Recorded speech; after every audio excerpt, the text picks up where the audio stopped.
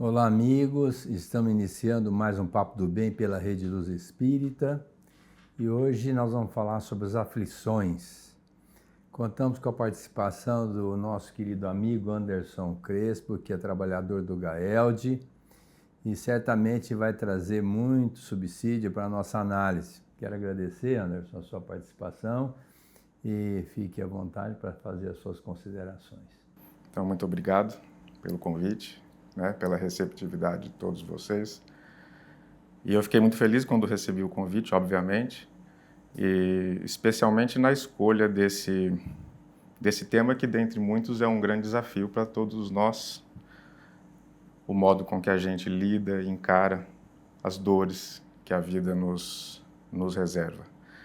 E a ideia hoje é a gente trazer algumas reflexões nesse papo, cujo o propósito é o bem, para que a gente possa exatamente compreender um pouquinho mais do sentido dessas dores, compreender um pouco mais sobre a gênese, a natureza dessas dores, as causas dessas dores, dessas aflições, e principalmente para que a gente possa entender um pouco mais a profundidade da mensagem que diz para nós sermos felizes ou bem-aventurados porque sofremos. Então, eu gostaria já de iniciar para que a gente pudesse refletir um pouco, à luz do que o Evangelho nos ensina, sobre a natureza dessas dores ou as causas dessas dores ou dessas aflições que nos acometem, pois eu vejo no Evangelho um ensinamento muito, além de preciso, além de sintetizado, como é próprio da doutrina espírita, um ensinamento que vem com muito amor, com muita afabilidade, com muita doçura, dizer para nós que se a gente concebe um Deus soberanamente bom e justo, não teria como concebermos que as dores fossem distribuídas ou que as aflições fossem distribuídas ao bel prazer ou por interesses outros que não fossem também acometidos, abrigados por essa extrema expressão de amor e de justiça. Então eu acredito que, embora o Evangelho comece a nos ensinar sobre as causas das aflições, tem ali um ensinamento que é próprio de um pai amoroso mesmo, que de forma velada, de forma calma e amorosa, diz para nós que as causas das nossas aflições são geradas por nós mesmos ao longo das diversas passagens que a gente tem. Embora a gente tenha ali uma instrução bem clara de causas que sejam causadas ou provocadas ou geradas pelo nosso proceder nessa própria encarnação, mas acredito que tem ali um ensinamento que expressa para nós o grande amor do Pai, que é justamente com muito carinho dizer para nós que muito do que nos acomete, de que nos aflige, decorre da nossa própria conduta e não dele. Como se já previsse, vamos usar esse termo, que para nós seria mais cômodo imaginarmos como vítimas de uma distribuição equivocada, por exemplo, de sortes, como a gente costuma ver. Em tese, a aflição tem um objetivo que é educar. E certamente a pessoa falhou e precisa rever os conceitos e mudar o panorama de comportamento. E o sofrimento vem com esse objetivo. Não podemos entender de outra forma. E muitas das vezes o sofrimento vem em decorrência de uma falha nessa existência, às vezes de existência anterior. Fala um pouquinho sobre esse assunto. Vamos lá. Acredito que para nós, eu mencionei no início aqui, seja muito desafiador justamente a compreensão de que a felicidade reside na dor, ou felizes aqueles que sofrem, porque serão consolados, vamos dizer assim. Acredito eu que quando a instrução cristã trazida e iluminada pelas luzes que agora a doutrina espírita nos traz, faz com que a gente enxergue mais do que uma fotografia da nossa vida. Faz com que a gente consiga, usando aí uma comparação, um raio-x do que nos acontece, do que nos ocorre, principalmente. Faz com que a gente receba, agora com mais coragem, com mais força, com mais confiança, a ideia de que a gente vai sempre colher aquilo que a gente plantou. E quando a gente mira esse Cristo, enquanto cristãos, como guia e como modelo, não tem orientação mais confortante do que saber que a gente vai ter diversas oportunidades para seguir e perseguir os exemplos desse modelo. Pensando nisso, nas diversas oportunidades, a gente vai ter, ao longo de cada uma delas, uma luta constante dentro de cada um de nós para que a gente possa interiorizar os conceitos, os princípios e os valores cristãos, independentemente do segmento religioso em que a gente esteja transitando no momento, e buscar colocar esses princípios e esses valores em prática. Logicamente, pensando nisso, pensando num caminho de depuração, de melhoramento, de aperfeiçoamento, eu costumo sempre falar isso. Quem trilha um caminho de aperfeiçoamento é porque perfeito ainda não é. Logicamente, a gente vai automaticamente, durante esse caminho, ter acertos e ter equívocos, como ainda temos hoje. A grande maravilha é que agora a gente consegue ver e entender com mais clareza é que esse Pai amoroso coloca para nós não uma carga dura de julgamento, mas coloca para nós uma carga enorme, imensa, de amor e de confiança em nós. Ou seja, eu não vou te julgar por você não conseguir fazer aquilo que você ainda não aprendeu direito ao ponto de fazer. Mas, como te amo, vou te dar outra oportunidade para fazer.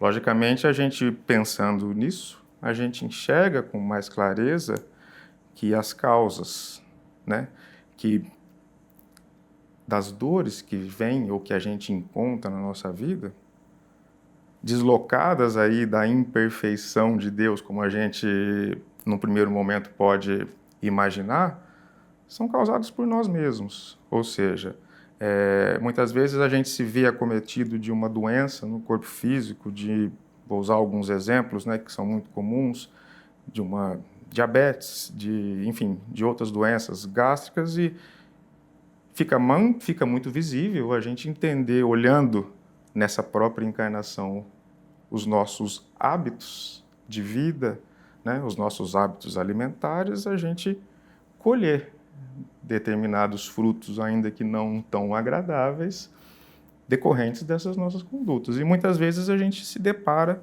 também com circunstâncias de pessoas, de irmãos, que nascem com grandes desafios, com amputações de toda ordem, com limitações de toda ordem, e a gente se vê ao lado desses irmãos, e é lógico que a gente não pode imaginar que esse Deus estaria escolhendo privilegiar alguns em detrimento de outros. Se esse Deus é justo, logicamente a causa para que a gente tivesse esse corpo agora, nessa oportunidade, por exemplo, perfeito, e outros irmãos não, é preciso se conceber que exista também uma causa que seja justa. O esquecimento é um martírio ou é uma terapia?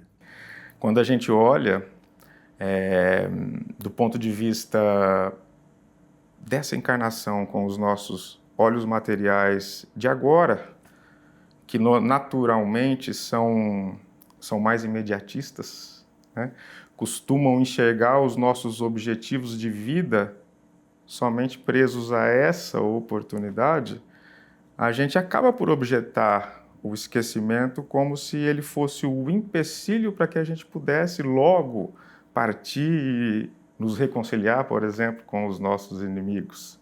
Essa é uma ideia muito comum e não por outra razão veio tratada também no nosso Evangelho, dizendo para nós que o propósito de nutrirmos essa empatia uns pelos outros no trabalho cristão que se desenvolve por meio de cooperação, né? O trabalho cristão, a gente vai servindo uns aos outros de instrumentos, ou seja, Deus, no seu amor e na sua bondade infinitos, coloca-nos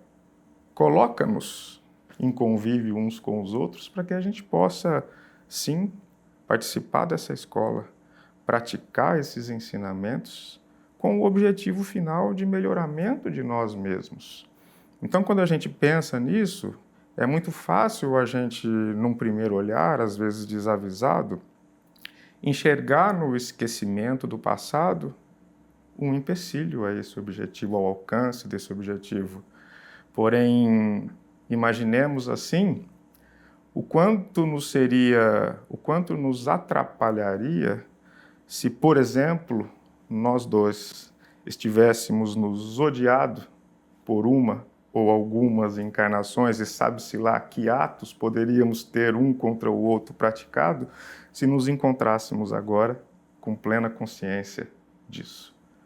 Seria um gatilho muito fácil para que voltássemos a nos odiar, ou, na melhor das hipóteses, seria um gatilho muito fácil para que causasse entre nós um constrangimento desse reencontro.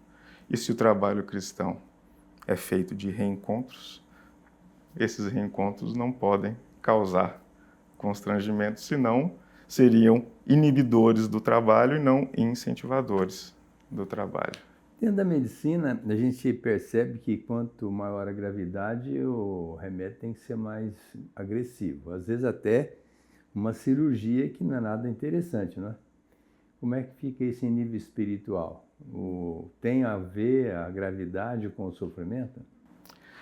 Tem, né? A gravidade, os males que a gente suporta, ou que a gente enfrenta, ou que a gente encontra, eu gosto de usar sempre essa palavra na nossa vida, com certeza tem a ver com o alcance dos desvios que a gente cometeu ao longo das nossas existências, seja nessa ou seja em outra vida. Então, quando a gente pensa que num meio ambiente, eu costumo sempre fazer essa pergunta nas palestras, né? Porque nós, enquanto cristãos, a gente não hesita em bater no peito para dizer que somos trabalhadores do nosso Pai. Mas eu costumo sempre perguntar assim, como é que esse Pai trabalha na sua vida? Como é que esse Pai trabalha na nossa vida? Porque se eu aceito um trabalho, a presunção lógica é que eu pensei quais as forças que esse trabalho vai exigir de mim para desempenhá-lo.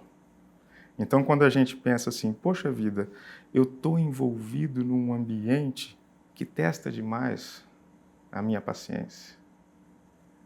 Eu não suporto o convívio com aqueles da minha família, do meu trabalho. E é muito comum a gente ouvir isso na atividade religiosa de um centro espírita, de uma igreja, enfim, qual seja, porque as pessoas se encontram ali, no que a gente chama de templo, todo mundo voltado para o mesmo objetivo. Então vai ser lógico que ali a gente vai encontrar uma confluência de interesses, de vontades, que haverá menos atritos. Agora, quando a gente volta para o nosso ambiente, que é a razão de ser de uma casa de Deus, né? Trazer para nós o ensinamento para que a gente volte e aplique, onde Deus, com a sua infinita bondade e perfeição, nos colocou, nos endereçou. Então, quando a gente pensa, nossa, eu enfrento grandes problemas de relacionamento com alguns amigos, com a minha família, com meu pai, com meu filho, enfim, diversos, né? A gente imagina que o conhecimento da razão dessas aflições, desses desafios estarem na sua vida, é justamente uma grande oportunidade que Deus coloca para nós, para que a gente possa agora escolher caminhos, né? Porque a grande riqueza do progresso e a informação que a doutrina já nos traz é que quanto mais a gente entende, mais a gente se torna capaz de escolher caminhos.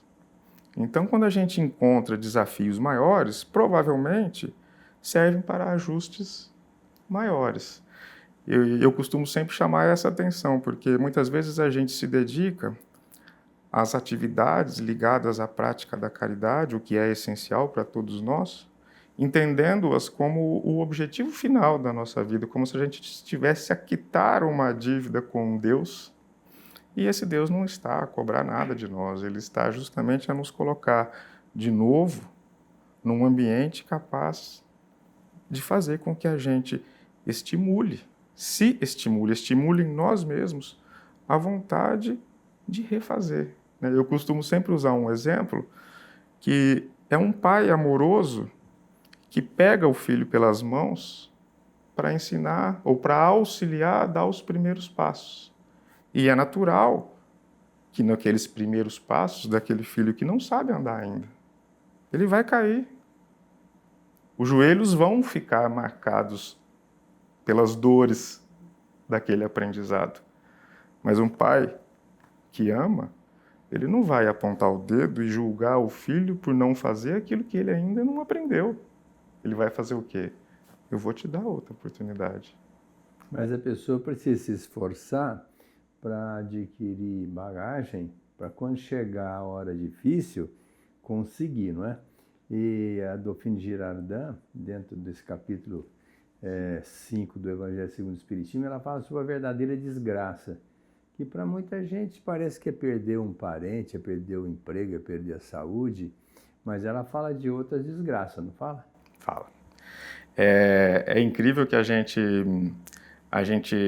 assimile a essa perda de convívios, especialmente físicos, né?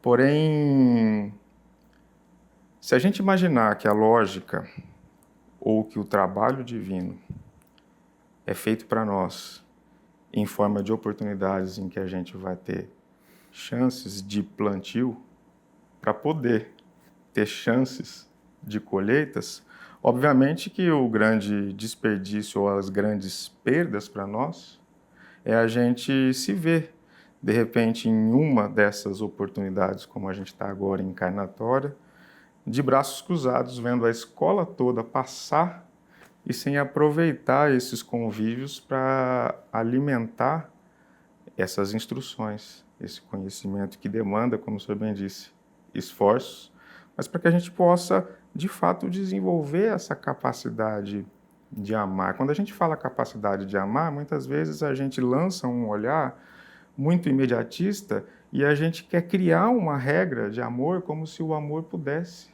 Se o amor entre amigos fosse igual ao amor entre uma mãe e um filho, um pai e um filho, não. O amor é um sentimento muito complexo. E, tal como qualquer outro sentimento muito complexo, ele é passível de ser construído. É algo que a gente precisa, de fato, compreender, porque muitas vezes as pessoas chegam, especialmente na vivência religiosa, de uma casa religiosa, e se queixam dizendo que, olha, aqui eu encontro muito carinho, muita harmonia, diferente do que eu vejo lá no convívio com aqueles que estão mais próximos a mim. Sim, é exatamente isso que vai acontecer. Aqueles que estão mais próximos a você são justamente os instrumentos que você precisa para desenvolver. Voltando àquela pergunta que eu costumo sempre fazer, como é que Deus trabalha na nossa vida? Quando eu peço a Deus que me dê um pouco mais de paciência, de calma, de resignação, de doçura, de bondade, enfim, de qualquer qualidade moral que eu identifique, o que Ele vai fazer por nós, seguindo a orientação da transmissão da lei divina de que a cada um será dado segundo as suas obras, Ele vai colocar ao nosso redor circunstâncias que desafios. circunstâncias que vão... Eu costumo sempre falar isso, quando você pede paciência para Deus, o que ele vai fazer para você? Ele não vai mandar entregar uma paciência, uma caixinha lá na sua casa e você vai abrir e você virou paciente de um dia para a noite. Você não trabalhou para isso. Tem que adquirir, né? Tem que adquirir. Eu sempre faço uma comparação que eu acho que é bem ilustrativa. Olha, se eu quero adquirir uma musculatura física do meu corpo físico, o que eu tenho que fazer? Eu tenho que ir à academia. Eu falo assim, eu tenho que não só ir à academia, mas eu tenho que treinar na academia. Quando eu quero adquirir uma musculatura moral, espiritual, ou seja, eu mirando nesse Cristo que é o meu exemplo, o meu guia, eu quero ser mais amável, eu quero ser mais dócil, eu quero ser mais paciente. Tudo isso que eu quero que sejam comigo. É fácil a gente identificar isso.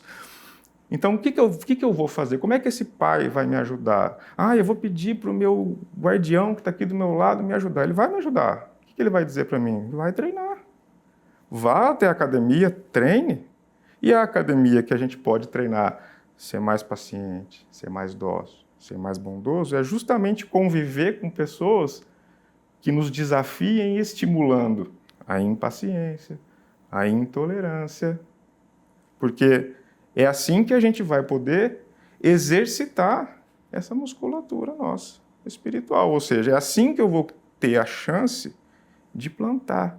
É assim que eu vou ter a chance de apoiar meus primeiros passos novamente, tendo a certeza de que esse pai vai estar sempre olhando por mim, mas nunca fazendo por mim. Que bom. Eu acho que dentro desse tema das aflições, a pessoa quer ficar livre logo da aflição, né? E a gente sabe que a aflição, dentro desse prisma da justiça de Deus, ela é necessária e, de uma certa forma, a gente teria que tirar proveito dela para sublimar-se e dar uma elevada espiritualmente. Todas as bem-aventuranças falam de futuro, né? Bem-aventurados os pobres de espírito, porque deles será, né, futuro, o reino dos céus. Bem-aventurados os aflitos, que serão consolados. Quer dizer, todas as bem-aventuranças são colocadas no futuro. Então, quando Jesus fala bem-aventurados os aflitos, que eles serão consolados, como é que seria esse serão consolados? Essa é uma grande orientação para nós, como o senhor bem lembrou, de todas as bem-aventuranças, porque justamente lança para nós um olhar que nos estimula cada vez mais nos trabalhar em nós a desmaterialização, no sentido de, quando a gente entende que a nossa vida e, logicamente, os objetivos dela estão compreendidos entre o berço e o túmulo, naturalmente eu vou imaginar que no túmulo seria o fim. E aí o meu campo, o meu tempo de plantio seria justamente o tempo estreito de uma encarnação. Quando a gente vê isso ampliado e entende isso com mais clareza agora pelas luzes da doutrina espírita, a gente entende com muito mais facilidade que o nosso campo de plantio, quanto mais a gente possa esperar por essa felicidade que não precisa, de repente, chegar aos meus olhos agora, nessa encarnação, a gente pode nutrir, com certeza, muito mais esperança no sentido de alimentar a confiança de plantar sempre, porque a colheita agora ou mais tarde virá. Lembrando que quando a gente fala de aflição, nós estamos falando das causas que são às vezes atuais, são anteriores, e que isso nos leva ao sofrimento. Mas a grande proposta da doutrina espírita é o esclarecimento. Quando Jesus disse assim, conhecereis a verdade e ela vos fará livres, é porque à medida que a gente vai estudando, vai entendendo a sistemática da vida, nós vamos nos acautelando porque a grande complicação praticamente é em nível sexual. Quase sempre as pessoas se comprometem nessa área. E o Emmanuel tem uma colocação muito interessante que fala assim, que o amor é um dique para um rio que pode alagar e complicar a vida de muita gente. Então, da mesma forma que o rio tem que ter o dique para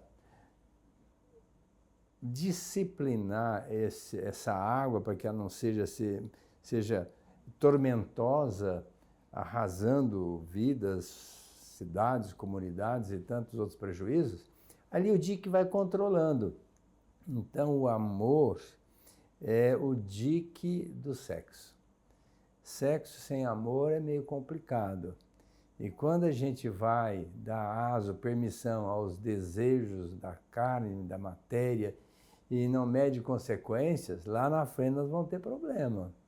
Então é bom que a gente coloque amor em tudo, o amor pelo outro, não o parceiro da conjugalidade ou da sexualidade, mas pensar no conjunto, porque as escolhas só são boas quando são boas para todo mundo.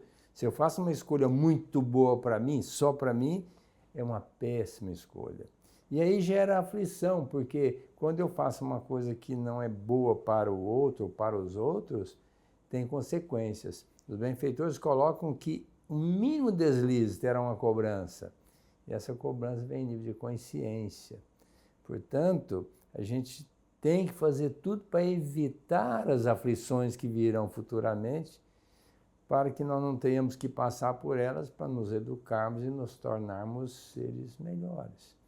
Então eu quero agradecer muito a sua participação, viu, Anderson, que trouxe tantas informações para a nossa análise. E vamos fechar aqui o nosso programa com chave de ouro, que o mandamento maior, que é o responsável pela nossa libertação, é amor a Deus, ao próximo e a nós mesmos. Então, pensemos nisso.